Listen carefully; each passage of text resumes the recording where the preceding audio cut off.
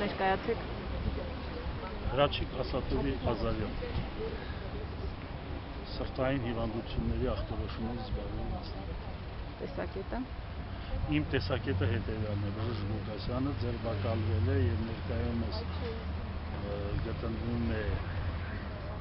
մեկուսարանում անհիմն հնարավորի մեղադրանքների արդյունքում։ Ես եկել եմ արտահայտելու իմ վրդովմունքը, իմ դժգոհությունը գործող օրենքների եւ գործող օրենքների կիրառման մասնագետների դեմ։ Նման մարդու, որը 40-42 տարվա բժշկական ստաժ ունի, որը ոչ մի հիմնավորված մեղադրանք չի ներկայացում այդ մարդուն եւ ձերբակալվել է վերջին հանցագործների հետ անհիմն պատճառով։ Ենթադրում եմ, որ նա անփույթ, անպատասխանատու է վերաբերվել հիվանդի նկատմամբ առանց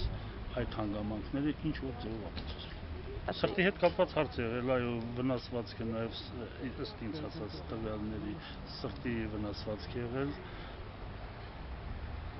թափանցող վեր սրտի, որի դիագնոստիկան հնարավոր էր կատարել միայն լիարժեք ձևով գերձայնային էխոկարդիոգրաֆիկ մեթոդի կիրառմամբ։ Տվյալ պահին այդ հիվանդանոցում չի եղել ոչ այդ ապարատը եւ ոչ էլ այդ ապարատը օգտագործող մասնագետ։ Նման պայմաններում Ղուկասյանը ախտորոշել սրտի վնասված ուղղակի չէր կարող։ Այսինքն բացառում եք իր մասնագիտական։ Ես բացառում եմ այդտեղ եւ անփութության հանգամանքը, որ Ղուկասյան անփույթ է եղել եւ չի հետազոտել սրտի վնասման հանգամանքը, նաեւ նա ուղղակի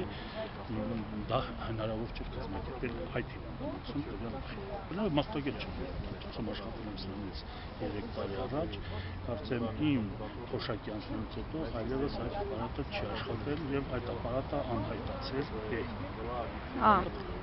Հիվանդանոցում նման ապարատ ունեցել։ Ես էլ դա մասնագետ եմ եղել մի 5-6 տարի։ Ես հիշում եմ, որ ձեզնից հետո էր կարծեմ բժիշկ Իլոյանն էր սրտային։ Նաեւ նա ավելի կրծքավանդակի վնասվածքների նա նկատմամբ նույնպես կեղծ մեղադրանքներ հնարեցին, համարյա այս տեսակ մի դեպքի կապակցությամբ եւ նա էլ հանրապետությունից հեռացավ։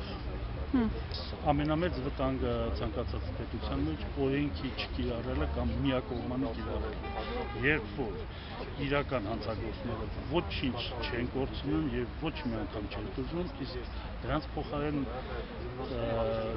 դատապարտվում են բացարձակապես անմեղ մարդիկ եւ սա միայն Ղուկասյանի առումով չեմ ասում, այս հանրապետությունը բացարձակ օրենքի նիհիլիզմի եւ թավաքյալության վիճակում է։ Իսկ ձեր կարծիքով ի՞նչն է պատճառը, որ գործից 10 ամիս հետո ձերբակալեցին։ Ես դա չեմ կարող ասել, այդ հարցը երևի պետք է տալ ձերբակալող ընկերներին, թե ինչու։